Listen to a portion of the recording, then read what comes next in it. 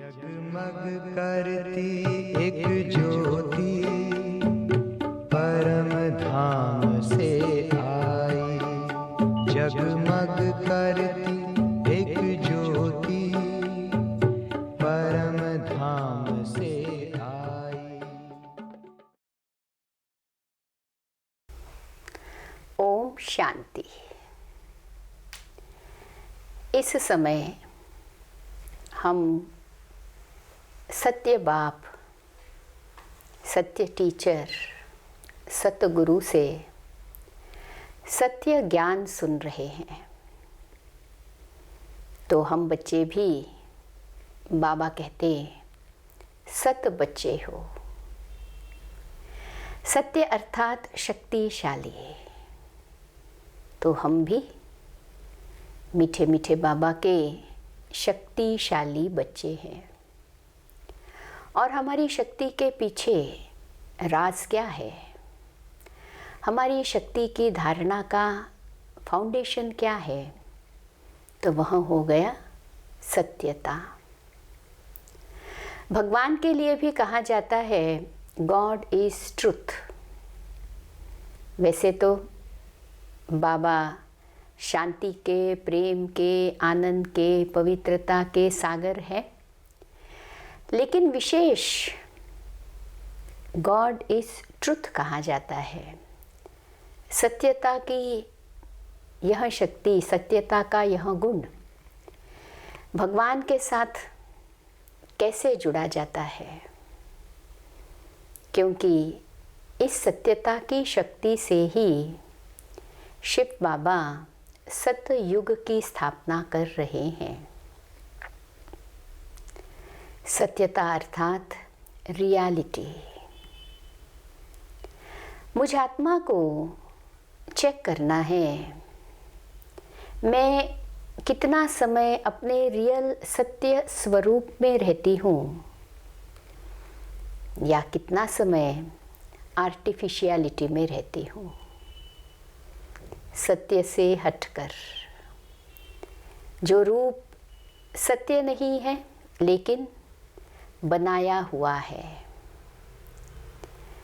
तो मुझे अपने आप को यह अच्छी तरह से देखना है, क्योंकि सत्यता वाला चेक करना है महान होगा। क्या मैं अपने आप को ऐसी महान आत्मा समझती हूँ, या मुझे दुनियावी बातें, परिस्थितियाँ, उनके सामने डर लगता है? सत्यता वाला निर्भय होता है, अथॉरिटी वाला होता है, लेकिन उसकी वाणी में मधुरता और स्नेह होता है।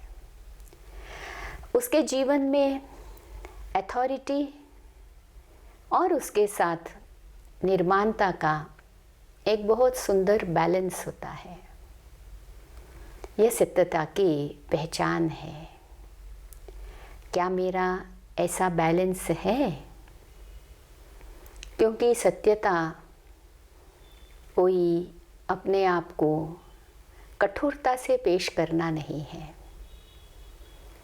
सत्यता का अर्थ यह भी नहीं है कि हम सत्य हैं और आप झूठ हो, ऐसा हम अहंकार करें। बिल्कुल नहीं। सत्यता वाला निरहंकारी होता है। मुझे देखना है कि क्या मैं निरहंकारी रहता हूँ। अहंकार, देह अभिमान, ये तो सारा झूठ है। तो मैं सत्य स्वरूप में अर्थात आत्म अभिमानी स्थिति में कितना समय रहता हूँ? और सत्य सदा आत्मा को खुशी दिलाता है। कहते हैं ना, सच तो बिठो नच। अर्थात सत्यता वाला सदा नाचते रहता है। अंदर में कोई फिक्र नहीं है, कभी भी दिल शिकस्त नहीं होगा। कभी भी मूंझेगा नहीं, कभी भी मुरझाएगा नहीं। तो ये सब बातें मुझ आत्मा को अपने आप में देखनी है और इसके आधार पर हम समझ सकते हैं कि हम कितना समय सत्य स्थिति में रहते हैं, क्योंकि इस सत्यता के आधार पर ही हम सतयुग की स्थापना कर रहे हैं। ओम शांति।